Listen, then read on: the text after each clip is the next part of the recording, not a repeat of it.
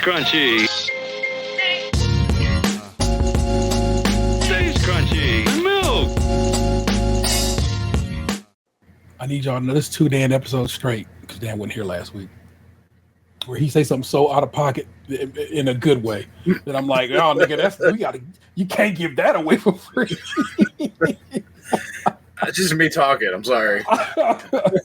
Baby, you're good. You're good at what you do. I'm sorry. Your conversations in the podcast are just sorry, man.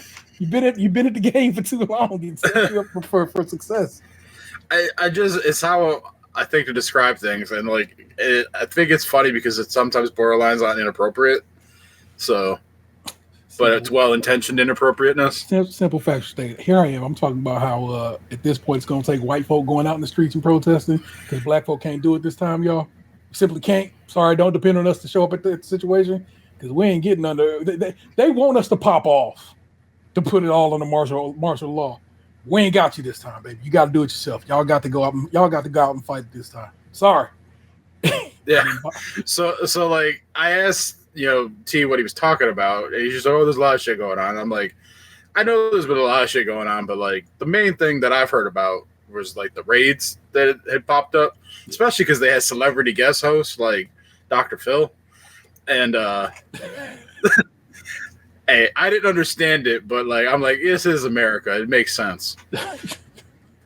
But so I have us at a work outing today. We have we work from home in our current roles, and so because we kind of lose that connectivity, not seeing our coworkers in person all the time, they get us together every couple months to kind of do a little the little certificate awards, hey, you did this thing really good last month, and yada yada yada, and they let us pick merchandise for the company we work for, and today they took us to a Mexican restaurant, which is right by my house. It was sweet. I only had a 4-minute drive. Nice. And I've only eaten there once before. It was a month and a half ago because it used to be a sushi restaurant, I guess. Mm-hmm. And when I ate it that night, it was fine. Normal Mexican restaurant type fare. Yeah. And when I got it today, obviously it was on the company dime, and I hadn't really eaten much today. And I knew that by the time I got my food, I wasn't probably going to eat again today at all anyway. So I kind of double dipped on food order where I ordered their expensive $24 Mexican steak that came with shrimp and grilled onions and mushrooms and cheese, and came with a side of rice and beans and lettuce and guacamole and shit. But then I also ordered 3 ground beef tacos with cheese and lettuce. And I was expecting, I've had some pretty solid ground beef tacos from Mexican restaurants before. And when these came, they looked good. But then, I took a bite, and it was just they tasted like ice raids. There was no flavor to them. It was the person who would know what to do wasn't there anymore. Oh it tasted like a fucking Carl had made it. Oh, man. This is what happened when y'all seeing Guadalupe running by trying to fucking go up in the restaurant where she makes a living taking good care of her fucking family. It tastes like ice raids. It's funny. It's your show title. Deal with it. And I think people will see that. I think people will see it and laugh. People who understand will understand because they know what it is, what that means. It's wild on the streets. I swear to God. And the thing about it too was I vouched for the place because when they set up the meeting and set out the invites and everything, I knew what it was. I was and I spoke up and went, I was I've eaten there. It's good. And then when I was eating it today, I was like, damn, if I would have known this was going to happen, I don't know if I would have spoke up. I could have kept quiet. Damn, it's crazy, y'all. I'm sorry. I'll tell you this, the chips and salsa they give you at the front, they were pretty generous with the chips and salsa. I'm not going to knock them for that. They were passing them shits out they were going out of style. They had excess stock they had to get rid of. But I would tell you this. There was nigh a grain of salt on any of them chips out of 4 baskets that I had chips out of. I didn't see a fucking speck of salt on any of them bitches. They seasoning like the British out here, man. That's fucking crazy. Thoughts and prayers was all that was in that food. Holy shit. That's your alternate title, seasoned with thoughts and prayers. That is so you know how we've been told it's a problem at the border, and this whole time how they should go do something at the border, and then instead of doing that, all of a sudden this man just started sending ICE raids into Democratic-leaning cities all across the country. It's really interesting how he did that, and just kept like it was saying I'm telling you right now, if your city voted blue, and most cities do vote blue, you have had a visit from ICE. In my little local suburb, I've had a visit from ICE in my looks. We got a bunch of Mexican restaurants here, like multiple, and they've been coming through, sliding through on attack. I was like, oh man, I saw like one of those foodie Instagram videos for a place yesterday. Yeah, it's called Empanadas. And I was like, oh man, this place looks really good. And I sent it to my buddy who like I share that kind of shit with. Yeah, and he wrote back to me. He goes, oh, I heard this place is only open part of the time now because a lot of the employees won't come because they're afraid of ICE raids. And I've heard that about other places too. Yeah, and not just Latin places. It's every kind of place. Every restaurant you bang with that might have people, immigrants, working there. They're probably thinking twice about coming to work, and this is what you end up with. And like I said, I've watched videos pop up from people who are like, I can't get anybody to come work for my construction company. It is not quite farming season yet, but it's coming soon. And when you have no one who can pick your fucking crops, what the fuck you gonna do then? Watch. I'm saying, watch how it all goes down, and just again, it's the setup. People think the price of eggs is bad. Wait until you see the price of produce. Yeah, faux show. So, that 99-cent head of lettuce about to be $7.99. Man, we about to get so fucked in this country because motherfuckers was like,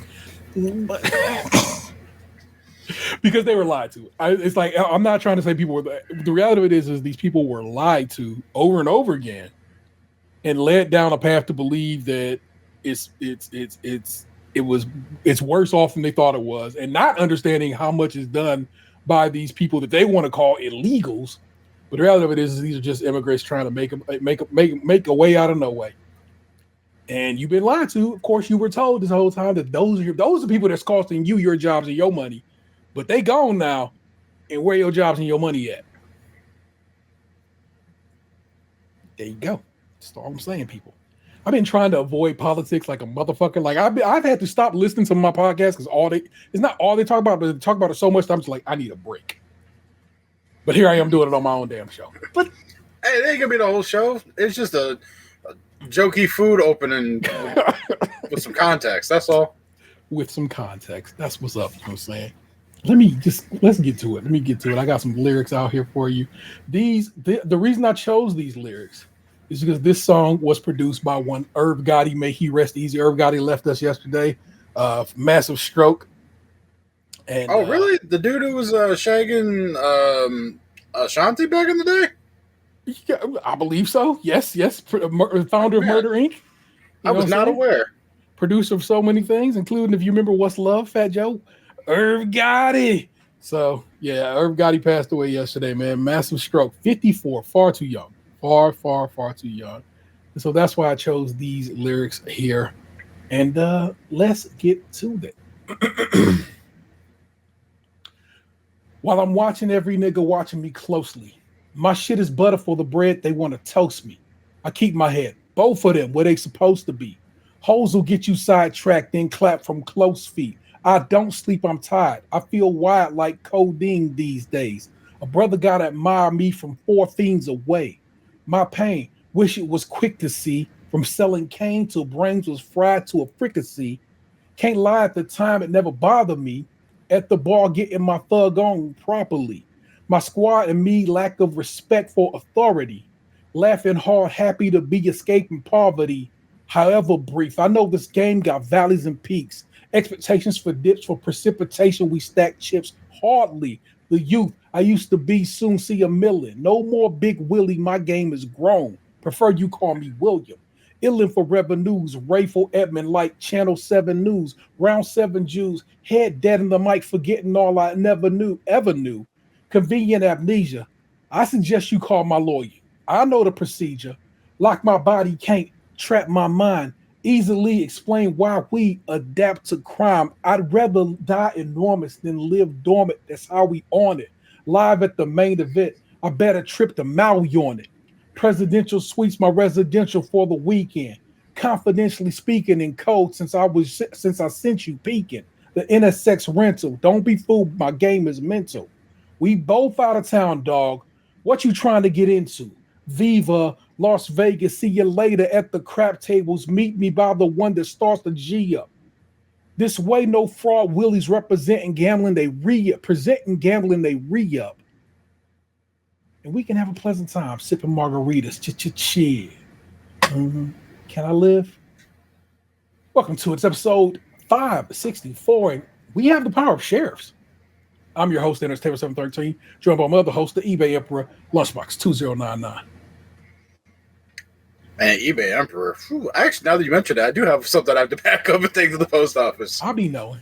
Well, the funny thing about that, too, is I'd plan to take all that shit down because a lot of it had been up there for a year plus and had no sales. Yeah. So I was going to clear out and kind of start anew. But so I took half of it down and boxed it up behind me to donate. Yeah. But I never got around doing the rest. I'm I'll finish this up later. And you know me, I'm really bad at starting shit and then not finishing it. And so there's been a couple random ass things that have sold over the last 2 weeks where I'm all right, cool. I'd rather fucking ship it out for a couple bucks and just give it away. Fair. I'm saying that's what's cracking. Standard fare, got a couple news stories for you. Box will tell you what's going on in his life. I don't really think there's much going on in my world that requires conversation, but who knows? If something pops up, I'll tell you about it. Then some Amateur Assholes, tell you about our entertainment for the week, and then we'll be on our merry way. It's all good, people. Let me snag this screen over here so I can, kind of look at the camera while I'm reading you stories. Got you two news stories, both great state of Ohio associated. I put this one first, but I'm gonna read this other one first because it's a little political, a little on the sad side. You know what I'm saying? So we're gonna knock this one out. Then we'll read the other one, which I need Box's thoughts on. So he can give you his thoughts on this one as well, but still. Ohio Capitol Journal, Megan Hearing on the byline. There's a lot of fear out there. Transgender Ohio in response to Trump's two-sex executive order. I need you to know something. I get it. He signed his paperwork, so I guess you can pretend it matters. But trans people existed before this man. Trans people exist after this man. People exist, and they will exist. And him saying they don't exist does not make them not exist. It's like him saying the sun ain't there. Don't mean the sun ain't there. He's just a knucklehead. Don't fall for his bullshit. Anyway, let's read the article. Transgender Ohioans are grappling with confusion, chaos, and fear in the weeks following President Donald Trump's executive order saying there are only two sexes. Trans folks have always been here, and see what I just said, and transgender communities cannot be erased by the flick of a pen, said Dwayne Seward. Man, do I even need to read at this point? I just said what Dwayne said, but you know what I'm saying? Here you go. Executive Director of Equality Ohio. However, the chaos that's been created by this has definitely caused severe harm to transgender communities to the extent that families are planning to leave the state or the country, and people are talking about detransitioning, which will cause major psychological trauma. I am so focused on getting my kid out of state as soon as he graduates. Just want y'all to know that. On Trump's first day in office on January 20th, he signed an executive order saying the U.S. government will only recognize two sexes, male and female. Good job, bro. That's really not how that works. In fact, anyway, don't get me started. These sexes are not changeable and are grounded in fundamental and incontrovertible reality, according to Trump's executive order. Gender ideology is internally inconsistent and it diminishes sex as an identifiable or useful category, but nevertheless maintains that it's possible for a person to be born in the wrong sex body. Dara Atkinson, executive director of Trans Ohio, called Trump's executive order propaganda. The laws haven't changed, the policies have not officially been changed, but we are seeing in some places both anticipatory and preemptive compliance with potential policies that can be enacted. And that is doing some real harm. But it's also what is causing so much confusion right now, Atkinson said. The State Department has stopped issuing passports with X gender markers and has suspended processing all applications from Americans looking to update their passports with a new gender marker. The executive order does not apply retroactively to current passports. Some transgender folks who are trying to get a passport currently or make changes to their passport are having a hard time with that, Atkinson said. For people who have applied for one and haven't received it back yet, we don't know what that process looks like because it's unprecedented, and we're just figuring it out. Crowdsourcing information with everyone across the state and national partners, and wishing we had more concrete answers for folks. Stewart has seen an increase in people who have been contacting Equality Ohio's legal clinic due to issues they are having with passports and changing their ID. The preemptive compliance that is happening from various agencies around these executive orders is very troubling and dangerous, Stewart said. We're seeing some trans folks have reported that their passports or IDs have been confiscated. The Trump administration is fostering an environment that is unsafe for transgender people to exist, Stewart said. They're trying to legislate trans folks out of existence, but trans folks have always existed, Stewart said. The Trevor Project saw a 33% increase in volume of phone calls, text messages, and chats to their crisis line on Inauguration Day, January 20th, and a 46% increase on January 21st compared to a typical daily rate weeks prior. There's a lot of fear out there, and justifiably so. So we're just trying to help people, though, through what is based off of stuff that is actually happening versus what they're being told could happen in the future, Atkinson said. Atkinson said their executive order also excludes intersex people who are individually born with variations in their sex characteristics that do not fit typical binary definitions of male or female. It's estimated that up to 1.7% of the population has an intersex trait, according to the Center for American Progress. Intersex people are very real, concretely exist as well, Atkinson said. It's you know what? I read it to you. I gave you my spiel about it. I'm gonna leave it right there. Y'all know what it is. This one, Box, I need your input on. Sources: Cavaliers land for DeAndre Hunter from Hawks. Jamal Collier, this is from ESPN. The Atlanta Hawks are trading for DeAndre Hunter to the Cleveland Cavaliers for Karis LeVert and George Niang. 3 second-round picks and 2 swaps, according sources told ESPN's Shams. I don't know how to say Sharania. Sharania, thank you. Hunter, 27, is having a career high in his 6th season in the NBA, averaging highs in points, 19, 3-point attempts, 6.7, and 3-point percentage, 39.3. He has a larger role in Atlanta's offense and responded well to the extra scoring responsibility, fulfilling some of the promise he had as a top 5 pick in the 2019 draft. Hunter joins the Cavaliers team that sits atop the Eastern Conference and was looking to add more size on the wing. LeVert, 30, was having a strong season in Cleveland, averaging 10.2 points and shooting 40.5% from 3 off the bench, but at 6'6", was giving up some size as a small forward. Hunter has been on one of the best scorers off the bench in the NBA this season. His 18 20-point games off the bench are the most in the NBA, and he leads the league with 18.9 points off the bench. Hunter, in his 2nd season of a 4-year, $90 million extension he signed with the Hawks in 2023, he isn't set to hit unrestricted free agency until summer of 2027. Meanwhile, LeVert is in the final year of his deal. Oh, there we go. That made it make sense for me. With Hunter, the Cavs add another catch-and-shoot 3-point shooter to space the floor with Donovan Mitchell and Darius Garland. The Cavs already shoot 40.1% on catch-and-shoot 3-pointers, the best mark in the NBA per second spectrum, and Hunter's 2.1 catch-and-shoot threes per game ranks 13th in the NBA. In 2 losses to the Celtics, the Cavs struggled to capitalize on the opportunities, going 4 for 12 and 4 for 19. The losses on November 19th and February 4th, respectively. Their fewest makes in a game this season. Atlanta has struggled recently after star forward Jalen Johnson went out with an injury that will keep him out for the rest of the season. The Hawks have dropped 9 of their last 10 games, and they have started to begin rebuilding their roster. LeVert spent 4 seasons with the Cavs after being acquired in a trade from the Brooklyn Nets and carved out a role in Cleveland's six-man, averaging 12.5 points, 4.3 assists on 43% shooting in 199 games. Some of that was factually inaccurate. Oh, okay. Karis LeVert was originally traded from the Brooklyn Nets, but he was traded to the Indiana Pacers. I think he was there for half a season before he was traded to Cleveland. There you go. Niang was in his 2nd season with the Cavs and has appeared in all 51 games for the Cleveland this season. Atlanta made another couple of moves before the Thursday deadline, sending Bogdan Bogdanovic. Really? That's his dude's name? Yep. Double B. Bog. And the 3 second-round picks to the Clippers for guards. Oh, right on. For Terrace Man and Bones Highland, according to say it again, Char what? Sharania. Sharania. We're gonna commit that, people. They are also because that's the new Woes, right? Yep. Yeah. Yes. You have to remember that. You get those Sharania. I don't want to say bombs, because.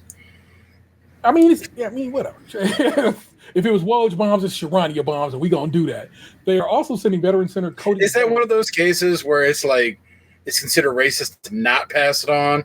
Facts. It would be. It'd feel uncomfortable if what Sharania ain't allowed to have bombs. Sharania, what is that? Well, we'll look at this heritage story. The rest of this is just talking about the Hawks shit, and I don't care about the Hawks part of this deal. I only care about the Cavaliers part of this deal. Dan, is this a good trade for the Cavaliers? Are you appreciative of it? Are you thinking I can fuck with this, or is it a problem? So, the reason I missed the show last week was because I went to the Cavs Hawks game here in Cleveland. One of my friends is an Atlanta Hawks fan, and he works for a company who has season tickets in the fifth row. So I actually got to watch the entire game up close and personal. Okay. And that particular night, DeAndre Hunter was killing us on the inside, but he couldn't hit the fucking broadside of the barn from three-point land. I think he was like over 6 for the game. But dude is fucking huge. Obviously, like that game, he didn't shoot well from 3, but like his season stats are pretty good. When my buddy was trying to talk to me about it when we were playing Call of Duty the other night, when the rumors were kind of like crept back up, because his name popped up in trade rumors. I want to say it was last season too, or it might have been in the off season, but like his name's come up before tied to the Cavs. And when he brought it up, I was just kind of like, it depends. Like, I think he'd be a good get, but like, I wasn't sure on what they would have had to have given up, because I didn't honestly understand what Atlanta was looking for or why they wanted to dump him. I'm guessing that like they just want to make more space for their number 1 pick, Ray Shea. And Dyson Daniels was kind of a pleasant surprise from them in the DeJounte Murray trade. They've got, I want to say Okfangu or whatever they got playing at center now instead of Clint Capella. So like, and then Jalen Johnson's obviously their power forward of the future, but it seems like they're teetering on like rebuild or not. And like DeAndre Hunter was playing well for them as a 6th man. So I guess maybe they just saw it as an opportunity where like they have this rookie that's playing well now, and to give him more time and to come off that money so they can maybe allocate resources somewhere else. Cause Hunter's under contract for 2 more years after this. I think they're like 22 and 23 million a season or something like that. But like when the trade was announced, I saw what was gone. I understand that like as an outsider who's not in an NBA locker room, I don't understand the dynamic that some of these players have amongst each other as far as team camaraderie is concerned. But from what I've heard from people who like reporters and stuff that are around the teams more closely, they talk about how well George Niang was liked in the locker room as a team guy. And, obviously Karis LeVert is an Ohio kid and he's been here for a few years. So there's like that personal attachment. But at the same time, George Niang was a fucking backup, undersized big man who fouled excessively for a man who only played most 20 minutes a game. Extremely streaky outside shooter who shrunk in the playoffs for us last year when it mattered. Karis LeVert is a middling-sized tweener guard who is an extremely streaky three-point shooter who's admittedly having the best season of his career from 3, but historically extremely streaky. And while he does have a pretty decent handle, his ability to finish at the rim in traffic is very poor. So while I wasn't wanting necessarily to give away anybody, when I saw that it was the 2 of them, like I personally like, and this isn't I did not enjoy watching George Niang play basketball the majority of the time. I will say that much. And I understand how streaky Karis LeVert is. To be able to turn the two of those players and second-round picks, which are basically whatever, like they're just, passed around money between NBA teams. Like they're lottery tickets, Yeah. And the swaps, like those swaps that Atlanta got for the first-round picks, those are going to be swaps on swaps. Those picks are already being swapped. I think Phoenix has those picks now because we traded them to Utah for Donovan Mitchell. Then they flipped them to Phoenix because they realized they're not going to be worth shit.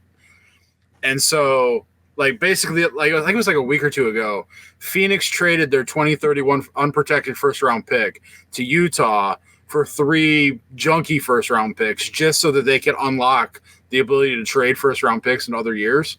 Yeah. 2 of those picks were – I'm pretty sure it was 2 picks.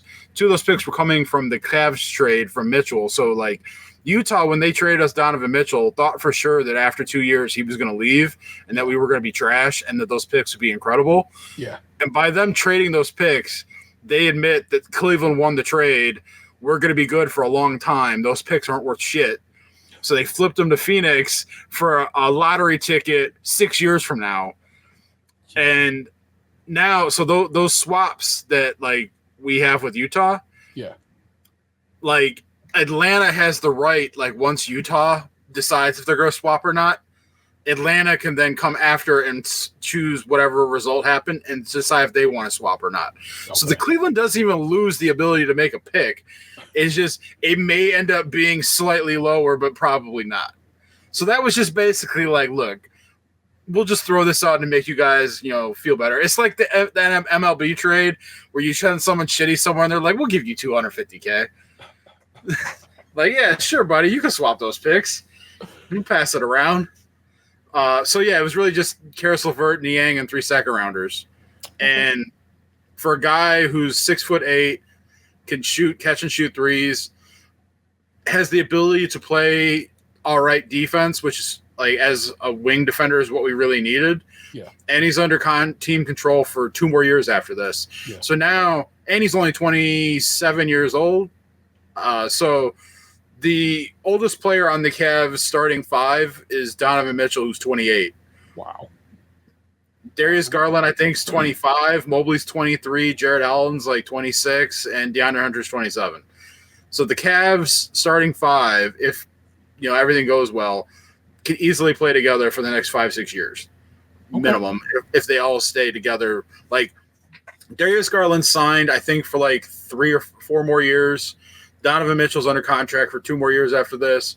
Evan Mobley's under contract for 7 years. Jared Allen's under contract for 4 more years. The Cavs are locked in. They have their starting 5 set for the next 2 years minimum. And then they have a pretty solid bench when you have Max Strus coming off the bench, who's under contract for another year, or 2 more years after this, actually. And then they're probably going to end up doing their best to try and re-sign Ty Jerome. Yeah. Who's really come on this year, but it's gonna be tough because he's playing so well that another team might try and steal him. Yeah. But there's 2 things in our favor. One, he seems to really enjoy his time here. He has a good role, playing well for us. And secondly, who happens to be his best friend? Oh, but the guy we traded for today, DeAndre Hunter. They won the national championship together on the Virginia Cavaliers in NCAA in 2019. So, his best friend is now here. That might also entice him to be hey, I want to keep winning. I want to keep winning with my best friend. Yeah, I'll take what I can get from you. Nice. So the Cavs will definitely have to do a little rummaging next year for a backup big man because they kind of need a backup big right now because they've been running Niang as their backup big in the second unit. So now your next backup big is Tristan Thompson because Dean Wade's hurt, who's always hurt. And so their big situation's a little dicey after the top 2, but, you can't have everything. All right. 2 things. First, I'm going to share my screen because I want y'all to see it. You're not going to be able to hear this because I'm not running the sound currently, but I love the way it looks. Let's let this it'll start over here. Oh, I know what this is. I can hear it. What I need you to hear. Right, but Definitely cannot hear that. I know. I wish you could, because the person who filmed that video is so mad and is just screaming, fuck, like he definitely lost a parlay or something. Oh, that shit. It was bad. Man, I know how that goes. So I haven't been gambling much these last like 2 weeks because I've taken some hits. Here, let me. In fact, I'll play it on my phone. That way you can get the audio. You just saw it, people. You know it if you're watching this, but I need you to hear it because it's so hilarious. I watched like basically from like the 6-minute mark of the first quarter all the way to the beginning of the fourth quarter yesterday. Yeah, like with intent. And then when the fourth quarter started, I came downstairs and I was playing Call of Duty with my buddies for a couple hours. But I had the game on my phone, so I was like playing Call of Duty. And then when I was like dead or respawn or like the game, we're waiting in the lobby or something, I was watching the game down on my phone. And so I didn't see everything with great detail until afterwards when I watched the highlights. Yeah, back. And I was so proud of Jared Allen for getting ejected yesterday. I didn't know he had it in him. I felt like a proud papa seeing him shove that man to the floor and then just kind of be like, yeah, I fucking did it. That's real. All right, here, people. I need you to hear this.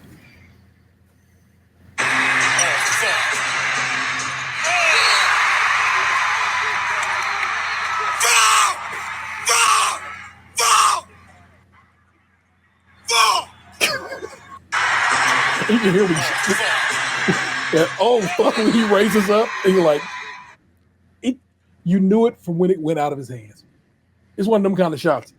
And I'm like, Cavaliers, man, I hate when we lose because I do hate when we lose. I wasn't even sure if I was going to watch the game yesterday because I was so mad with the way the Celtics game went. Especially because, like, Evan Mobley got fucking sunned by Kristaps Porzingis, and it was hurting my heart. We have a habit of losing this season so far in ways where it's like, you can just see it the entire time. Like in the end, like we are not going to win this game. You'll know when we are playing in a way that's like, oh, they about to don't worry, this is handled. We're gonna come back or do what we need to do, and we're gonna win this game. But you can notice when they are playing not that way.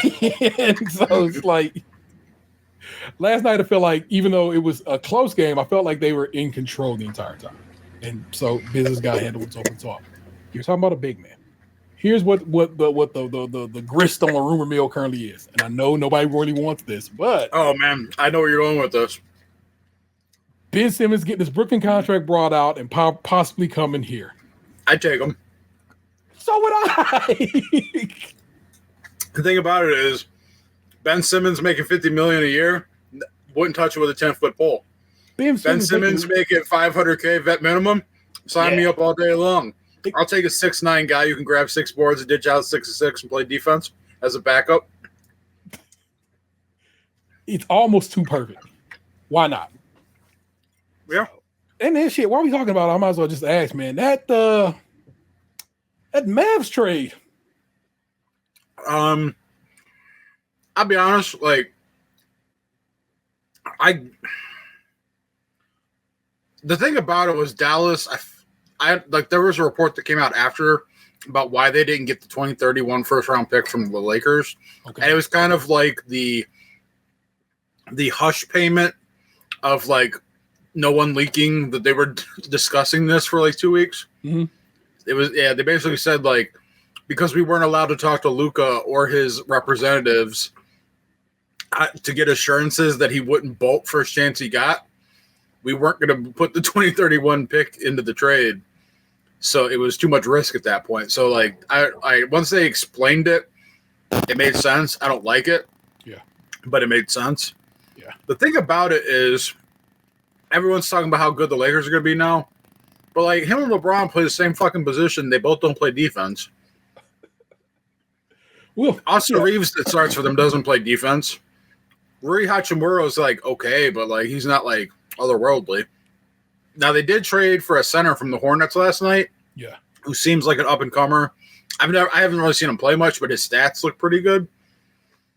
So I'm interested to see how that goes. Like Anthony Davis, like is solid, but he does get hurt a lot. So it's like you're taking a risk there. But like from Dallas's perspective, I understand the thought process of like feeling kind of uneasy about committing $60 to $70 million a year for a guy who like you don't believe is doing everything he can within his powers to maintain his availability, regardless of how well he plays when he does play, and has limitations upon what he does when, like, yeah, he scores, he gets rebounds, assists. I get, like, you know, that's great, but he also, like we said, doesn't play defense. So, like, it's a lot of money to commit to someone who, like, you have questions about. And in this day and age, with like the aprons where like you get hard locked based on like your salary at certain levels and stuff on like things you can do. Yeah, you have to be absolutely fucking sure that the person you're giving all that money to is going to be there, because you're putting a lot of your resources on one person. So I saw a TikTok there that basically was like, it's the new owners who basically was like, they want Dallas to build them the new stadium because they basically want to build the Las Vegas of the South, basically in and around Dallas. Mm-hmm. And state legislator of Texas was basically was just like, nah, we ain't doing that, at least for right now. And there was like, well, there ain't no fucking point in me trying to keep this motherfucker around to pay him, because we are not gonna have what we need. We are not gonna have what we need till then, of course, force the issue on maybe a new stadium, and then the gambling that would be around that and so forth and so on. Because unless Texas say you can have gambling, can't have gambling. And Texas is a weird state where their legislator only meets like once or twice a year, unless it's an emergency session, which is so strange to me. It's like, Jesus Christ, y'all don't do anything in that state, but then they do everything. So the way it was explained was they were basically, they thought Texas would come through with them, give them basically what they wanted, which is the ability to build Las Vegas Junior in the fourth, fifth biggest television market. And if they didn't, they could have basically threatened to be like, we'll take the team to Vegas, even though the NBA would never let them take the team to Vegas because, again, they are like the fourth biggest, fifth biggest television market. But that's why they were like, fine, you know what I'm saying? No point in trying to pay this dude because basically none of our plans are working out like they could or should. And I don't know if that's all factual. It's just a guy was explaining his thoughts on the matter, and I'm like, I'll tell you this though, it like, don't get me wrong, like Luka's still gonna be fucking filthy rich. Yeah, but that dude lost a lot of fucking money on this trade. Really? Because like a lot of money. Like so he was eligible for the Supermax contract. Because he made like an all NBA team or whatever with the team that drafted him on like his second contract or something. Okay. So like this summer, he was eligible for like 5 years, $360 million or something like that. Yeah. Now, because he got traded to the Lakers, he no longer qualifies for that contract offer. The most he can sign is like 5 years, $240 million or something like that. Yeah. Which, like, don't get me wrong, like I said, is still a shit ton of money. But he's basically losing like $120 million off the contract. Yeah. And he also got traded from Texas, which has no state income tax, to California, which has a 15% state income tax. So not only did he lose $120 million off the top of the contract, now he has to pay 15% in fucking taxes to California. Yeah. Yeah. So he got the raw end of the stick on that. Wow, that's a crazy setup. I wonder. So he's a Nike athlete, right? I have no idea. Oh yeah. For some reason, I think he's a Nike guy. And I wonder. Oh, actually, no, you're right. He is, and I only know that because now that I'm thinking about it, someone when they were doing the LeBron's always wanted to play with Luka, and then one of the reports that was talking about that was like he even tried to recruit him to his branch of the Nike, the LeBron brand, but Luka signed with the Jordan brand. So like, yeah, you're right. He's a Nike Jordan guy. So I mean, you know how. Well, I know, and I know you know, but Nike has a habit of handling certain things like that in the background, like, fines or so forth and so on. They're like, don't worry, we'll take care of that. So I wonder if they might just, hook that up a little bit, what I'm saying, take care of some things that makes it at least like, all right, at least I got it taken care of on this end. I've heard talk, though, that, like, a lot of the athlete endorsement stuff isn't what it used to be. Like right now, like basketball sale, like shoe sales, aren't what they used to be. Well, I think part of it is because there's a lot more competition in the market now. Like, fuck, you got New Balance running ads on TV with fucking Shohei Ohtani and stuff. Like Jamal Murray, that blonde chick from the Sparks. I forget her name. But hey, I know she exists. I know where she plays, which is progress. Cameron Bing, she is lovely. Well, hands down, I'm not going to whatever. I'm not going to deny that it's a beautiful woman, but also a hell of a player. She got injured way early in this most recent. Oh yeah, season. I wasn't talking about her looks. I knew she was the second pick in the draft. I knew where she played. I just didn't remember her name. Yeah. But I know who she was. And what I'm saying is, like, as far as the WNBA is concerned, that's progress. Shit, I saw a State Farm commercial last night that had Caitlin Clark in it. Yeah. I have. It's been very fun. I was watching the fucking the sham bombs last week when they were talking about Kelsey Plum getting traded from the Vegas Aces out to the Sparks. Yeah, and like I knew who all these people were. I was like, shit, I'm learning WNBA players. Thanks, thanks betting. It is that has been real fun to watch. Not that one ever, but then they course betting and Caitlin Clark has got me knowing WNBA teams and who plays on them. But we formally put in the paperwork to say, hey man, Cleveland wants a WNBA team. The other day, they got denied. I mean, hey, whatever. Just like we didn't get the women's soccer team.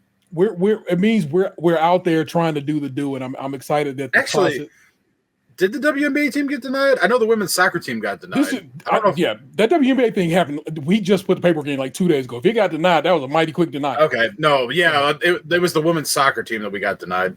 Yeah, so I'm excited about the possibility that they look like they're trying to bring back some of the OG founding cities at least.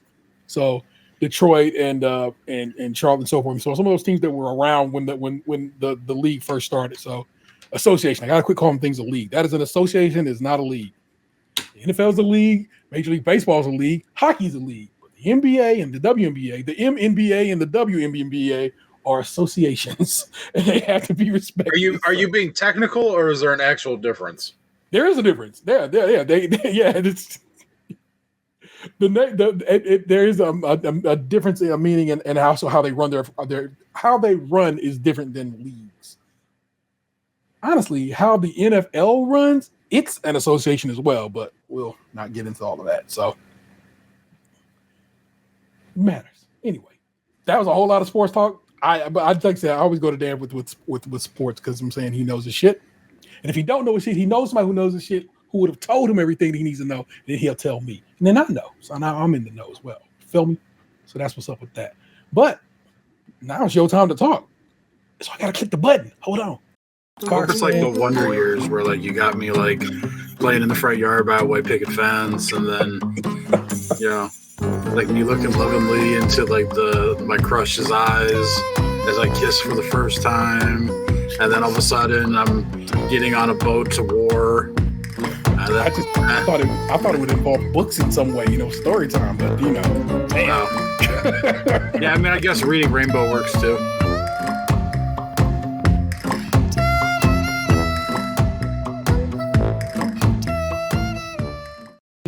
As I get on the boat to go to war, it should not make me laugh as much as it does, but it makes me laugh every damn time. I mean, it's what I think of when I think of like montages from, movies from back in the day. Like, because I mean, it was wartime back then. A lot of people being sent off, never seeing their loved ones again. Yeah. Oh man, what's going on? Now it's all just fucking Twitter wars and shit. Story time with Lunchbox, man. What's craculating with you, bro? So I don't imagine the person affected by this will ever hear this because I don't think they listen to our show in any capacity whatsoever. So I probably have free reign to talk about this right now. I fucked up last week, and so when I went to that Cavs game, right? I was hanging out. I went with some friends. Like, we had 6 tickets. Okay. And my buddy brought his daughter, And then it was like me and two of my friends, and then this guy that I've met at my own buddy's house. It's like his neighbor. He's a lawyer or whatever. I've met him a couple times, like when I've been over there for stuff, but like I wouldn't say that like we're friends or nothing. Like he's just an acquaintance. But he seems like a nice enough guy. And so the tickets we had were for obviously, like I said, like the company season tickets, which gave us access to like the lounge there where you can get like free food and stuff. But it wasn't like the corporate lounge where like it's like you can go get dinner. Yeah. Where it's like, oh, go get a burger and fries, or you can go get steak shaved off of the spit, like, and hand it to you with mashed potato. Like this was like, here's a little cardboard thing of potato wedges, or here's a nugget of chicken on top of 3 noodles with some sauce. Like, that some basic little snackadoos. Yeah. So, I'm thankful that I had eaten about like 2 hours before I left to go to the game, because I was like, well, I'm going to get free dinner tonight. I don't need to eat. But I was like, I'll eat a little something right now and see how I feel. And thank God I did, because when I got there, I was like, this is it. But like,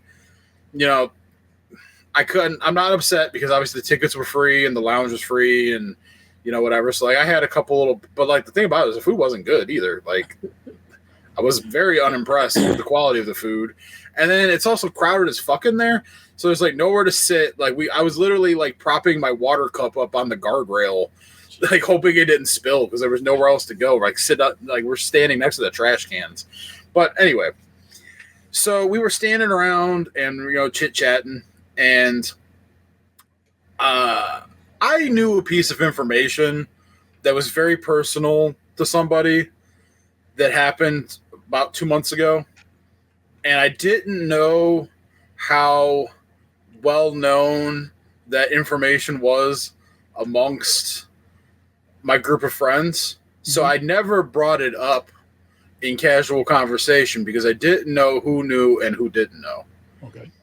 And while we were standing there, I was half listening to what was being said between two people while I was finishing up eating my food and drinking my drink. But what I did hear sounded like it was in the vein of that information that I knew. And so I went, oh, and I chimed in and I said, are you guys talking about so-and-so's so-and-so, such and such? So-and-so's such and such. Okay. And then it was met with a what happened? And then over the shoulder, a startling look at me of, oh no, I can't believe you just said that. So for context, because like I said, this person is most likely never going to hear this. And I don't think anyone of my friends, most of them don't even listen anymore. So, and the ones that would have listened were standing there. So I'm probably in the clear here. Fair. A person I know got a DUI at the end of November, which would have been the second one of their life. Let's just say this person has had talking tos and whatnot from friends and family about their habits. And so they apparently were coming home from a person's home and bumped another car at a traffic light on their route home, and got a party plate offense here in the state of Ohio, for those who know what that means. Yeah. And is currently working with the neighbor that was there with us, who happens to be a lawyer, is their representative in this legal matter. And apparently they treated the first incident as it's off their record or whatever, because it was statute of limitations. It was from like over 10 years ago. Okay. So they're treating the new offense as like a brand new thing, and basically like your no license, probation, that kind of shit. But the person who like I accidentally gave the information to, okay. is been friends. Yeah, Narc 2 is friends with that guy. Like they've been friends for years, and was part of the talking to that happened. And so when they found out, they were not happy because they were also, I'm pretty sure, drunk and high, or at least they were very high. I will say that they were maybe a little buzzed because they were drinking beer when we were in the lounge, but definitely high. Okay. And it was you could see the anger and the hurt of, or the broken trust. Yeah. You know, in real time. But I also felt like an asshole for opening my mouth because I wasn't supposed to know. Because I wasn't involved. I found out through another source for reasons. And source there? Amongst these basketball aficionados? No, then who fuck? But like, you know, Did you say you got I got this data point from somewhere else? They knew how I knew as soon as they knew I knew it. Like it wasn't, you know. The thing about it though was it kind of enlightened my one buddy though on. We had all been playing poker at a friend's house like a week or two prior. Yeah, and that person wanted to leave, one because they were going to go somewhere the next morning out of town with some people. Yeah. And so they needed to get home to get to bed. And the ride, eh? They were that person's ride. And that person just would not stop playing poker, regardless of how much we were trying to get them to stop to leave. Because they were like, their driver very clearly wanted to go home. Yeah. And I knew why that, like, they were in that situation. I mean, part of it is like the history is there, but I knew explicitly why that person was their driver, but they didn't know that I knew at the time. So once they found out that I knew, they were like, oh, and I'm like, yeah, I'm like, that's why part of why I understood why you were so upset, because I knew what was going on when you didn't know that I knew. Wow. And now you knew that I knew. Now you know that I knew. And so now you have more of an appreciation for why I was willing to stop that poker game for you, because I knew. Yeah. And so I felt bad in that, like, it wasn't my information to tell so freely when I wasn't supposed to know anyway, because it is a personal thing. And then I also kind of put, like, my one buddy in a situation where now he has to answer a bunch of questions about this dude's business to other people. Mm. And, you know, like, after the game, I messaged him and I was just like, hey, thanks for taking me to the game. And I'm sorry that I said anything and you know, let the cat out of the bag. That's my bad. And he's been cool with me. Like he seems like he's okay, that, like, you know, he's still been playing Call of Duty, talks to me every day, like nothing. He said it was fine and that, you know, I was welcome and everything. So, but the other guy, let's just say he used an opportunity to make a joke that, like, only those of us that were standing there the other day would understand. I don't know if I'll be able to dig it up quite so fast, because it was in our Discord and there's been a lot of chitter chatter because of the NBA trade deadline and whatnot. But something came up, and I wonder if I can use the search feature. It's very good on Discord. I've used it for the last couple of days. I had to go find some things. Oh, yeah, here it is. They were talking about the Luka trade. Yeah. And, you know, people are like, you know, well, why did this happen, yada, yada, yada. And then they were talking about how after Dallas had won the conference finals last year to go to the NBA finals, there was, like, a video of Luka in the locker room drinking a beer. Yeah. And one of the assistant coaches, who was Michael Finley, used to play for the Mavericks back in the day, came over to Luka and took the beer away from him. Yeah. Like, on video. And they were like, oh, let the dude fucking celebrate. And then the other dude goes, yeah, you'd think that unless someone was with a legit drinking problem. And then my one buddy chimes in and goes, Luka is a secret alcoholic.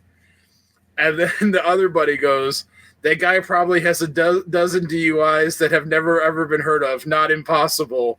With a laughing emoji. And then he went into the private Facebook chat that we had started the night that we went to the game. And he wrote to us. Oh, shit, where'd it go?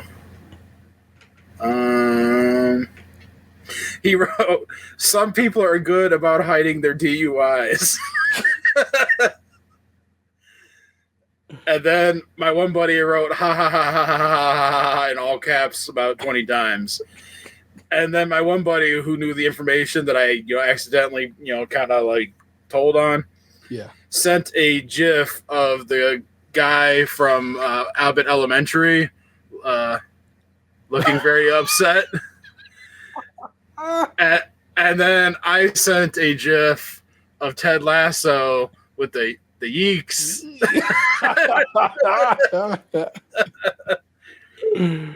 Oh man, that is good eating. I understand you feel bad, so there's no changing how you feel. You feel bad about the situation. I don't think because you thought everybody was on board. That's all that was, and it turns out they weren't. So error, but not awful. I would definitely vote not the asshole where this, presented on Reddit. Just simple mistake, and I hope that person finds the help they need and can get off the sauce. But yeah, I basically said that from a person who struggles with their own addiction issues, I can understand how difficult it is. And while my addictions will only really kind of affect me in the end, that particular addiction can be detrimental to other people depending on how, it's handled. So it's not apples to apples necessarily, but I can understand having demons that you're fighting against and trying your best and not always winning. Yeah, for sure. So put some respect on his name off of that shit, man. That's crazy. Ooh, right. Well, that was a fun one, y'all. See, story time lunch box is always to me very interesting, but that was a particularly all right, a good morsel of tastiness, sir. Thank you for that. I'm gonna TikTok through my brain. I put my Christmas away. It took a very long while. There's still some birthday decorations up for Vanessa's birthday. And now she's like, I want this up the whole year. I'm like, I'm not leaving this up the whole year. There's literally a thing hanging here that says happy birthday. And I'm like, I'm not leaving that up the whole year. I don't care what you say, but for right now, she can have it. They closed school today. They basically called it like 6 this morning. It was like, it's weather. And I'm like, what weather? It turns out it got warm enough to rain. And then it got cold enough to freeze all over. So my car I looked out the window. I was like, oh, yeah, it's just ice. It was like 4 minutes before I had to get into a team meeting this morning. And I got up to use the bathroom. And as I was halfway across the basement, my fucking brothers walked into my house unannounced. And I'm like, what the fuck are you doing here? Because I'm thinking, like, one, this motherfucker should be in school. And the other one, like, shouldn't you be working right now? So, and then he goes, oh, they canceled school today because it was icy outside. And I'm like, what the fuck? Yeah. And the other one's like, oh, I'm using vacation time. I don't go back to work till Sunday. And I'm like, oh, well, okay. And he goes, well, what are you doing? And I'm like, I'm going to the bathroom. He goes, why is this Call of Duty on this TV right here? This doesn't look like work. I'm like, I'm working on that monitor. That's YouTube. I'm watching someone play Call of Duty while I'm working. Shut the fuck up. Yeah, mind your goddamn business. Shut the fuck up, big stat of grown folk business. Oh my god, man. So that was just out of that was out of the blue. Like, because I'm sleeping. I was sleeping hard, and like my phone is just buzzing on the night table next to my bed. I'm like, what the fuck? And I wake up and I grab it. I'm like, and I see, of course, it says the school district's name going across. I'm like, so I play it. And the first thing they say is winter weather, and I'm like, what? And then I put the phone down, I go back to sleep. I'm like, and then they call again. No, in the middle of that, my kid texts me like, hey man, the iPad was ringing because my phone is connected to my iPad, and I think school's called off. I'm like, it is. Go back to sleep. And I put the phone down. I try to go to sleep. Then they call back to correct themselves and say it's not winter weather. It's just weather related. I'm like, I don't care. I get it. Code or something. You close school. I have taken that information to heart. Chill out with that, man. But it's just been a real. It's not. It actually hadn't been anything too terrible. It's just been a wintry winter. You know, it's what it is at this time of the year in this part of the country. So nothing too outlandish. But geez, Louise, chill, B. Just relax. But like I said, ain't nothing really cracking like that, y'all. That's just cracking in my life. You know what it is. Let me, of course, each week we head to the subreddit. No, we head to Reddit. Then take a layer deeper into the subreddit. It is called Am I the Asshole? We have a whole segment for that, and got a little clip for that too. So here you go. Let me push that.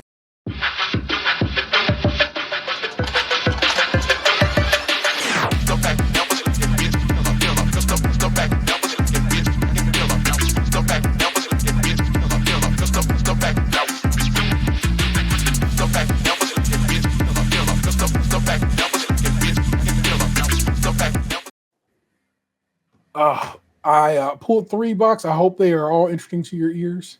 And you let me know, or here, let me again throw this over here so I'm looking at the camera when I read it. Here are our Am I the Assholes for the week.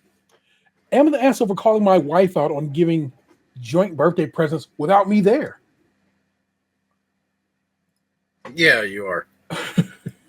Am I the asshole for snapping at my significant other for asking questions I cannot know? Yeah, you are. Some people just like to talk. And am I the asshole for getting high with my sister-in-law and friends? Not at all. It's legal now, baby. Go wild. Oh my gosh. Well, which of those would you like to hear first, third, second, whatever? The birthday gift one. Because it seems like it's going to be some fuckery. Yeah. Like, how dare you ask a stupid ass question? Get that a little plus. It's a little small on this particular monitor. Am I the asshole for calling my wife out on giving joint birthday presents without me there? Son's birthday today. He's 5 years old. I wasn't there this morning as stay away from home some nights due to work. Even if had slept at home, would have left for work before the kids woke. We have a party planned on Saturday, and we'll be there at dinner time tonight.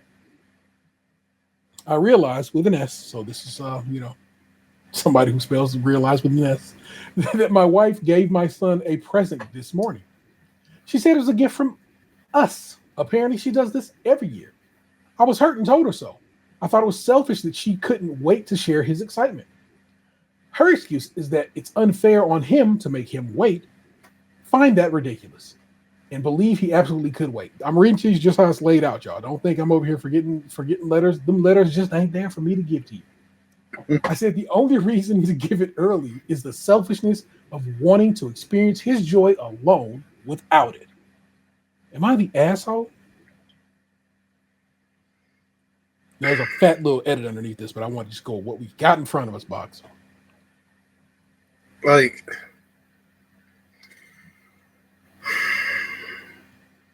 I understand, like, where they're coming from. It seems like their heart's in the right place. Okay. But, like, I don't think the other person's an asshole. Like, maybe just make more of an effort to be there. You know this shit's going down. This person is working, trying to do what they can do, so you can buy them damn presents to get to that child. Let me be there to witness the present get given. Is how I would argue this. But let's take a look at the edit. This blew up quicker than expected. I couldn't get online for the last hour, and overwhelmingly with "you're the asshole" responses. Many with some unfair assumptions. So I want to add some context in my defense. Defense spelled with a C and not an S. So again, just let you know, this comes from Canada and or England. I guess Australia is possible. I don't know how they spell shit. Although I think it won't change the general outcome. One, today is his birthday. Although we have other special plans next week, I'm taking 3 days off work, 2 of which are for a family trip, and the third is for a special day for my son. I couldn't get today off work though, and Saturday is his proper party, which I obviously will be there. I have a 1.5 hour commute each way. Hence why I don't normally see him in the morning before he gets up for school. But I normally read the bedtime stories when I'm home, and I video call every evening that I'm not home. I'm not an absentee father, and I'm not just a sperm donor. Oh well, they was talking. They was dragging my nigga in the comments. Damn. Second, two, forgive me. My wife has brought most of the presents, but not all of them. We tend to put things in gift bags, not wrap them. Last year, it was me that brought the main present. This year, there wasn't a main present. It was mostly a few smaller ones because the family trip mentioned in one are really his main present. I don't expect her to do all the gift shopping and give all the ideals. I do a share of it. She does more. She does have more free time than me and does more of the children than me. That's a problem of our shared life choices and not something that we can easily change. My long commute is primarily due to decisions on her part. He put one and never came with two, so there you go. It was all this or that one. Three, yes, she does this every year. But first and second birthdays are not quite the same level of conscious response. And third and fourth, I'm not sure what she gave him in the morning. As I mentioned last year, I got the main present, and that was given in the evening. I'm definitely jealous if she's giving him presents. I definitely want to be a part of the enjoyment of his birthday. I was hurt and didn't understand why he had to receive the present when I wasn't there. Yep, he's 5 years old, and every family is different. I don't remember receiving presents until the whole family was there in the evening. I thought that was normal and assumed my wife had the same thoughts. We had discussed it, and I was upset for missing out. I think if I knew that I wouldn't have reacted that way, but it was a shock, it was a shock, and I was upset. I still am jealous and have some feelings to work through. I don't like my work situation and commute, but I really don't see a way to resolve it without significant financial risk that I'm not willing to take in this climate. So we'll have to suck it up.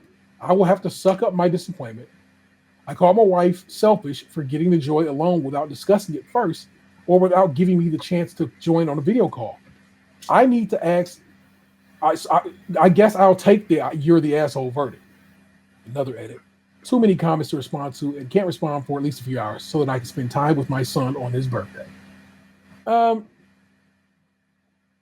don't think he's an asshole. Because it just doesn't even rise to it. He's upset that she's giving a present saying it's from us, but half of us ain't there, and that seems unnecessary. Why would you not wait until dinner? Why would you not do it when I'm there? That is true. Why don't us me and then I'm not there to celebrate along with you? That is jacked up. People were trying to be like, you're the asshole for making it about your feelings and not your son's. That's not what's happening here. I hate, that's when I get mad at Reddit, because they be like, I'm gonna make this about some shit that it just wasn't about. Bruh, this has been laid pretty plainly what the problem is in his mind. And that's not about him making his son's birthday about his feelings. It's about him feeling some type of way on his son's birthday. There is a difference. He hasn't even involved his son in this, and they are making it out to be like he has. This man is talking to his wife, be like, hey man, what the fuck is that shit? And it don't sound like she got an answer. So I don't think he's an asshole. I think some of these comments make y'all tell you that shit. But also, on a humble or on the low or just in general, maybe if this is a thing, if this is a problem, okay, going forward, buy him something that you'll give him when you get home from work. Get something for him while you 1.5 hours away, wherever the fuck you work at. Remember we had our homeboy who lived in like Vermilion and came all the way to downtown Cleveland every day? Is that not madness?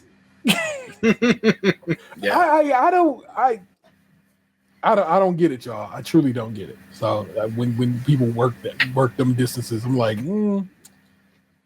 I'm just gonna find something closer to home. But who knows? Maybe you can't. And so, I'm not reading these comments. They just all so grumpy and whatever. Okay, here's one. Yeah, from ages 3 to 7 or 8, all I wanted was this huge ball. It wasn't your average ball you might find in the ball bin basket at Walmart. It came in a box. It was really big. And if you close your eyes, I can still smell the scent of the new ball. LMAO. LMAO. It had a very new scent to it, and I loved it. Man, what was that about? I don't know. But okay, buddy. You got it. Bowling balls can be scented. Do you have a scented bowling ball currently, Box? I do not, but people on my team do. What are the scents? What are the scent options in the bowling ball round? Think of it like air fresheners that you can make it smell like strawberries or whatever. Fine. I don't want a strawberry ball. That just sounds no fruit situations. I mean, it's not like excessively overpowering. Like you kind of have to put the ball to your nose to smell it. I think it's a whole gimmick. I don't get the appeal, but I have smelled some balls. Pause. No, we don't do that. Fuck that. You want to be a homophobe? Be a homophobe. But we don't pause out here. Fuck that. This one just seems, it doesn't seem hilarious. It's one of the ones where I have been there, and I will oftentimes turn to Vanessa and be like, I'm here too. So I know what this man is going, this person. I don't know if there's a man or a woman, so it just says SO. But let's build. Am I the asshole for snapping at my significant other for asking me questions I cannot know? You watching the movie that we both were just watching for the first time? And she'll ask you some shit about, like, baby, I'm here too. I don't know. Oh my gosh. Woken up at 3 a.m. by a jumpy SO telling me there's something in the attic. Get up, rub my eyes, and I check the hatch, which is closed. No ladder present below the hatch, meaning no one got in there from the hatch. I put the ladder there, check, the attic is empty. I hear something running on the roof at that point, probably a cat. Get down. SO is panicked, asking what I saw. Tell her nothing in the attic, something maybe on the roof. She wants to call the cops, and is asking 100 questions. I ask her to wait while I check it out and settle her down. I circled the house twice while shining a bright torch over the fence, over the roof. They said torch. This is just like the person who spells shit with S's and C's, y'all. If they saying torch and not the flashlight, they ain't from here. Don't see Is Am I the asshole just nothing but Europeans seeking validation? This week it seems to be that way. We get a lot of these. Let's see. I circled the house twice while shining a bright torch over the roof. Don't see anything there. Get inside house and explain. I went around the house twice, shined the torch on the roof. There's no one there. But I am bombarded with, who was it then? No one. Who could it have been? No one was there. What were they doing on the roof? I don't even know if someone was there. How could they have gotten up there? I don't know. How do you not know? Take a guess. I don't think anyone was there. Probably a cat running around.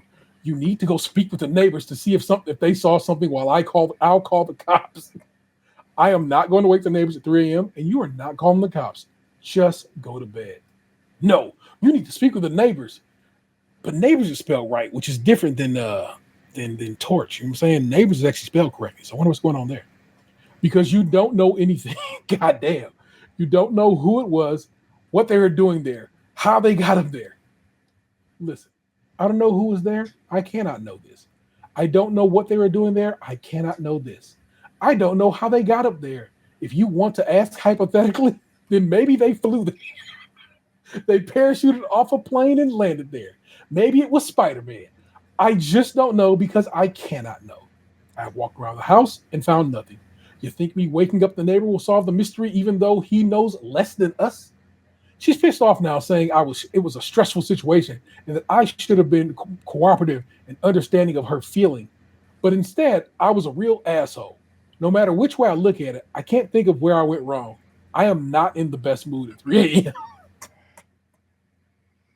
Rational people do irrational shit and then place blame on others. This woman's in a panic, and like I get like being scared and shit, but you're being hard on this dude. Let breathe, calm the fuck down. So it's just so goofy. Let's take a peek at the comments. Not the asshole, but I will say we heard the noise in our basement not so long ago. We thought it was maybe a possum that had gotten in and knocked something over. Nope, it was an actual human being. So I get being skittish, but yeah, her anxiety was ramping her up, and there was nothing more to do. The OP responds, "Oh wow, how did you resolve the human situation?" And the person who wrote that says, "Well, he seemed unhoused. The basement has access from the backyard, and he was either very high, drunk, or mentally ill. So he told him to get out, that he wasn't welcome, and shoot him off.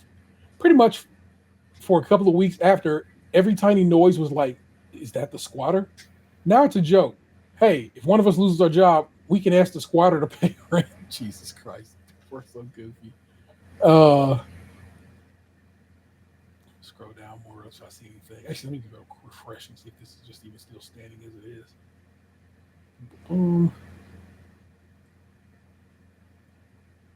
All right, no more real interesting commentary about this particular one, y'all. So, this person's not an asshole. And again, I've walked a similar walk myself, and it just makes me giggle. and she fully actually, and it's not just me, because I have talked to my brother-in-laws about this, who are all married to women of my partner's last name, and they all go through similar things. And it makes me laugh even more because it means I'm not alone in this world when things like this go down. Last one. Am I the asshole for getting high with my sister-in-law and friends? Dan, just on that? Oh, yeah, I know you already said no, but still. To start off, I, 24, hardly drink or smoke. I live with my fiance, 23 male, and his sister, 22 female. I've never gone clubbing, and I maybe drink a glass of wine on holidays. I do like weed, but don't care enough to go to the trouble to procure it. But if someone offers me a smoke, I'm down. My fiance drinks more when he does. Drinks more often and harder than I do, but it's not to the extent of having a problem. My sister-in-law's friend, 24 female, invited me to hang with them, go to the beach, and drink. I decided, why not? So we drank a bit, went to the beach, and I got super high. It's been a year since the last time I smoked, so yeah, I was having a great time. Everyone was enjoying themselves. Nothing bad happened. The sober one in our group would check on me. People were chatting with me and keeping me company. I come home, make myself some food, and go to bed. My fiance is sleeping and remains so until he leaves for work. Now I feel like a piece of shit because my fiance calls me today, asked me about last night, and is mad at me and telling me that his vision of me is tarnished in his eyes because I went out late and got high. He's saying what the fuck? He's saying those are things that ghetto people do, and that's not the kind of thing I would do, and he thought I was better than that. We've been together for 6 years.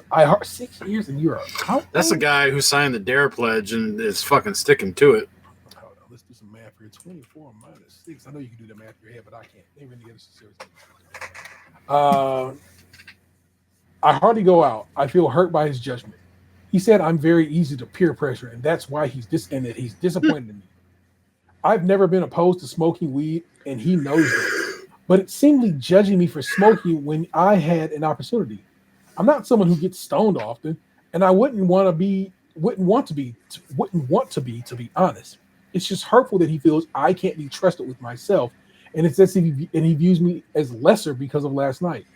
Am I the asshole for getting high with my sister-in-law and friends? Let me tell you something. It's been a long time since I had to pull this one out the hat, but you need to leave this man immediately, if not sooner. Anybody who come at you talking about you are ghetto for real, because you went and got a little chiba and he a little drunk, can fuck right the fuck off. In the ghetto. Somebody said, not the asshole, and then put in quotes, ghetto people, 3 question marks. And then the OP responds, low key, it feels loaded because he's white and his sister's white and all of her friends and I are people of color. Oh, man. Yeah, that guy needs a talking to. Next comment says, not low key, babe, high key. He used that term for a reason. Did he also paint his sister in the same ghetto brush? And the OP responds, yes, because she hangs out with them. He talked about not liking her friends. And then somebody responds to that and says, dude is high-key racist. Get those blinders off, girl. And then somebody responds to that and says, don't fuck racists, don't date racists, don't give time of day to racists. Your boyfriend is racist. He needs to become your ex just as soon as look. I said it before I even read these comments. I was like, when someone there's a way people can be, I guess, judgmental. But there's a tone when you start throwing little sprinkles of little bullshit on top of your concept. And that shit right there did a lot of heavy lifting. And you've been with this person since you was a teenager. It's probably time to move on. And not fuck with that dude no more. Woof. And no, of course you're not the asshole. God, go enjoy yourself. Enjoy yourself some Mary Jane or a wine, a beverage, or whatever. You know what I'm saying? You smoke like. Oh, I looked it up. My man, Sham. Goddamn. Sharania is from Chicago, but he's Pakistan. He was born to Pakistani Islami Muslim parents who immigrated to the United States in the 80s. And he is like Chicago. Like he went to Wilmette and so forth. So he went to he studied at Loyola. So that motherfucker was Chicago down. And so put some respect on my man's name. And he can drop his bombs. Bombs over Baghdad. Well, no, because then that's a whole different country. Bombs over. Hey, are you going to put limitations on where this man can drop his bombs? Yes, because I don't want him dropping over Baghdad because that's like a whole nother country and I think a different version of Islam. So I got to narrow his shit down to basically just Pakistan, just for situations. Woj bombs were ever reaching. Okay, I feel like Woj bombs were basically only over Poland. They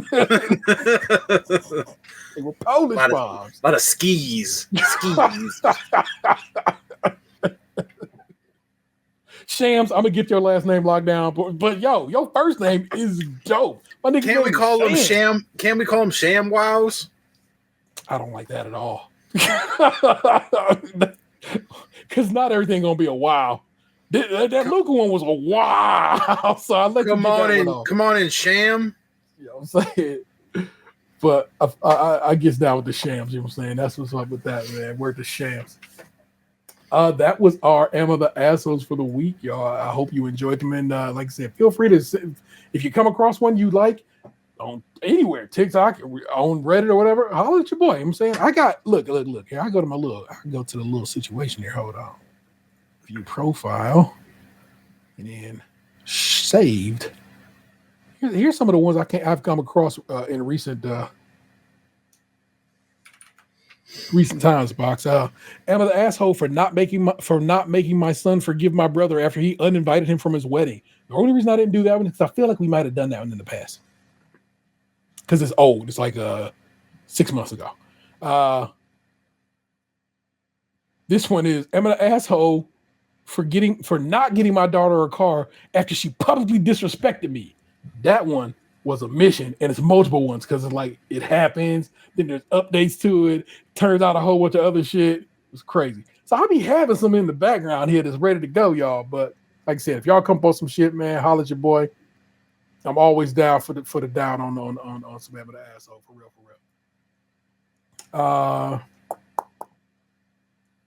And where did I put entertainment at? Where did I put my entertainment at? Entertainment this week. Boxman, what have you been entertained by over this last week or 2 weeks as it works since you weren't here last? If you watched or read. I'll be honest, I haven't watched anything other than sports.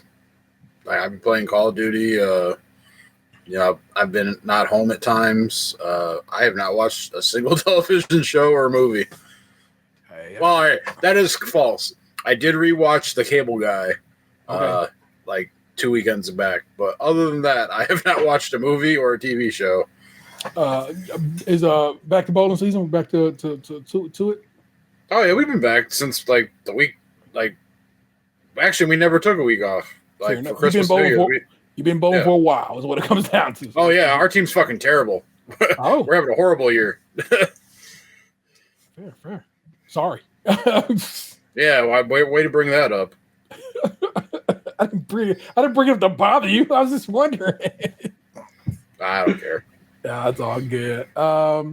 As for me, I keep a list, y'all. So, uh, Abbott Elementary has been back. I just got back to Abbott Elementary, so I've been watching that and trying to get caught up on those episodes of that show. That show is so funny, and it's been a real fun season this go around because the our Rachel and Ross of that show finally got together at the end of last season, and you get to see how their interactions work this season, and I like that about this show currently. So it's been real fun to watch. I saw a clip of a show on TikTok, and I was like, "What the fuck is this show?" And then I find out what the show is called, and I'm like, "Where's the show available at?" The very first episode, and only the first episode, was available on Prime to watch. Basically, is an advertisement to say you need to get BritBox, and I'm like,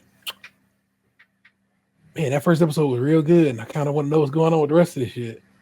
Let me go see what's going on with BritBox. BritBox has a 7-day trial, so I signed up for the 7-day trial. It ends here on this Saturday, and this show has 2 seasons and 12 episodes. So me and Vanessa are gonna finish up the rest of the show tomorrow. But we finished up the first season yesterday. It is called Avoidance.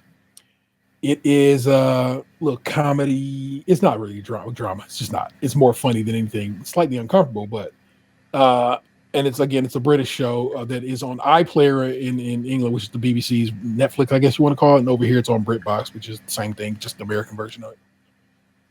It's a character who is just so hyper avoidant of anything, any kind of bad things, that he just is fucking up his life by being so hyper avoidant. You know what I'm saying? So his lady is breaking up with him, and he's like, "Oh, hey man, we'll talk about it later." She goes, "No. We are breaking up. This is not talking about it later. It's going down, and we got to tell our kid we're breaking up," and so forth and so on. It's just crazy how that shit goes down.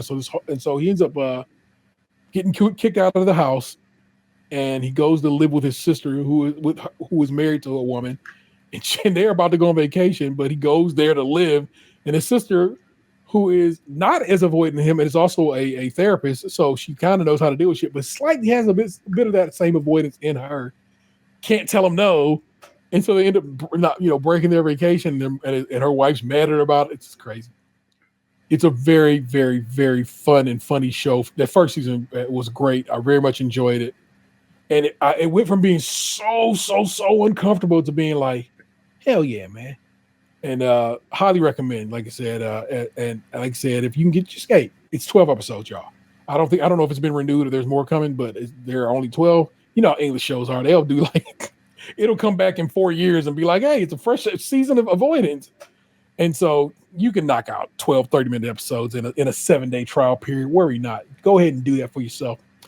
But I checked down. I was like, hey, Mom, you still got BritBox? My mom has BritBox. So if I really want to watch it, like if I just can't make it all happen, over the next couple of days, my mama got BritBox. I can get her login. It's all good.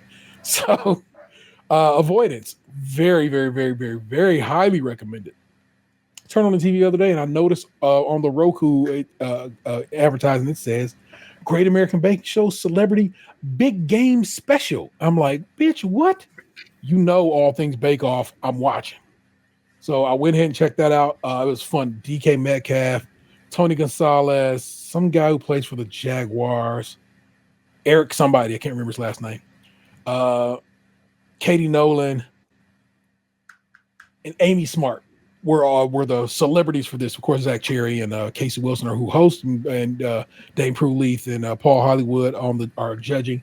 It was very fun. It's just a fun episode to watch, about an hour and 20, I think. So it's kind of longer than normal, but a fun watch. And like I said, Bake Off, man, I love it. I am still playing Ninja Gaiden 2 Black. I am at chapter 13. I believe it's the last chapter. I seem to be doing some bit of a boss rush right now. I fucking hate the Japanese games do that shit where you basically I'm going to fight every boss I already fought in the game. Like, stop. No, don't do that shit. Enough of it. Stop it. Get some help. So, but that's basically where I'm at right now, where I'm slowly but surely beating up, going through all the bosses I've already fought. I am listening to, right back here, the 2024 album of the year. That's a Cowboy Carter by one Beyonce Knowles Carter. It's Well, it won album of the year for a reason. And I've been listening to it, and if you remember, it was number one on my Spotify last year as well. So I fucked with it, as you know. You know what I'm saying? So that's what's cracking with that. Also am listening to Doechii right after she won her Grammy for Best Rap Album for Alligator Bites Never Heal. Dropped a little track called Nosebleeds, and it's fire. Doechii can rap her ass off. So if you like rappity rapping, I do. Go check out Nosebleeds by Doechii. It's real dope. Also, and I had a nosebleed tonight.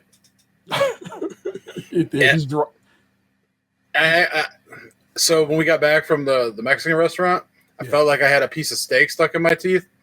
So I have one of those water picks. So I was like using the water pick to like try and get it out. Yeah. And when I pulled the water pick away from my mouth, I accidentally bumped the on button, and I water picked water right up into my fucking nose. Jesus. And it instantly caused a nosebleed. Wow. Yeah. And like I said, these dry conditions that having the heat on, that'll get you, man. Well, dude, those water picks have a lot of fucking force. Yeah. No bueno. Out of nowhere, I decided I need to listen to Scumfuck Flower Boy, which is Tyler the Creator's. I got like 4 albums back, and it's normally people just call it Flower Boy, but I like giving it its whole name, and in fact, it says it on the spine, Scumfuck Flower Boy. I'll tell you right now, it's hot. So you should listen to Flower Boy by Tyler because it's a dope ass record. And so that is all I have been listening to, watching, and playing. I just got Wicked from the book Wicked from Libby. So I have not started it yet, but I have downloaded it, and so show you guys Wicked, which of course they've changed the cover of Wicked to look more like the movie. But I'm excited to listen to that book because it's I'm about to say that should better be there. So I'm excited to give that a listen, read situation. So that'll be fun. But I have not started yet, and I'll check in next week when we do. But there you go. That was a show, y'all. Hope you enjoyed it. Hope you'll join us again next time. If you housekeeping, as it work. Please rate, review, subscribe, and share the show wherever possible. Join us over, hope you're jumping in with us here on YouTube every week and enjoying us. If you are, please go ahead and hit that thumbs up. That bell is there for a reason. We do it every week, and when it pops up, you ring that bell, and here you are joining in on the good times. And of course, subscribe. Hit that subscribe button so you can get down with us. It's a good shit, man. It's good times, and we enjoy it. And I think you'll like what we do. If you have not already, consider getting down with us over on Spotify and Apple Music as well, and reviewing us or rating us over there as well, because they have the apparatus for ratings and reviewing and the likes. So, if you want to join this, if you want to support the show financially, got a few of us to toss away. Consider joining us over at Patreon. Remember, at the $5 tier, get extra content each month and early access to new shows. I have no idea what I'm giving to the patrons this month. Box, if you think of something, let me know. Got merch over at tpublic.com/users at States Crunchy Milk, all one word. Consider grabbing some skim and or creme and or any other number of items we have available over there in any form of merchandise you are so inclined to have. tpublic.com/users States Crunchy Milk, all one word. Crunchy, of course, being spelled with a K. And feel free to give us a call, 216-264-6311. That's 216-264-6311. We'd certainly love to hear from you. You can text that. You can leave a voicemail. You can leave a voice note. All these things function. It works just like your cell phone number. It's not a cell phone number, but it works like that. And in fact, having had a up and down time with Gabriel via Starlink last week as he wrote on the show, after the fact, at some point toward the end of the show, I was like, I'm just going to call you. And I'm here to hold my phone up to it. And I was like, wait a minute. We have this Google number. I could have just called him and talked to him via that. And if ever I have anybody on the show that's having an issue with their internet being stupid, because it happens, I have to remember that you can just call them because I can just call him. So I had to remember that's a possibility, and I need to jump on that the next time. So that is a populating there. We certainly love to hear from you and hear from you. We certainly have this week. This is from Spotify, where April responded to God, it had to be 562, and said Vanessa's birthday cake came out perfect. Thank you so very much, April. I love you. I love that you comment on us and are enjoying the show. I love that you're watching the show, and I hope you are enjoying what we do over there. It's good times. Our missing man is the 216's on Tatum. I need to speak with him and see what's going on with him in regards to this program. Not that he's leaving the program, but just when and if he is ever so inclined to jump back on the mic. Because guess what? Raising babies, raising babies, and working and wifing and all these things. You know what I'm saying? Is a lot. And so it's a lot to ask somebody to be, come on, man, get on the microphone right quick. Because, you know what I'm saying, who knows? But still, I have to check in with him. Maybe I can give you guys an idea of when and if he'll return. Worry not. It's Folk, the founder of the show. It's always his show, so don't trip. That is, of course, the 216's on Lunchbox, 2099. Accurate statement. I try to keep it as such, sir. You know what it is.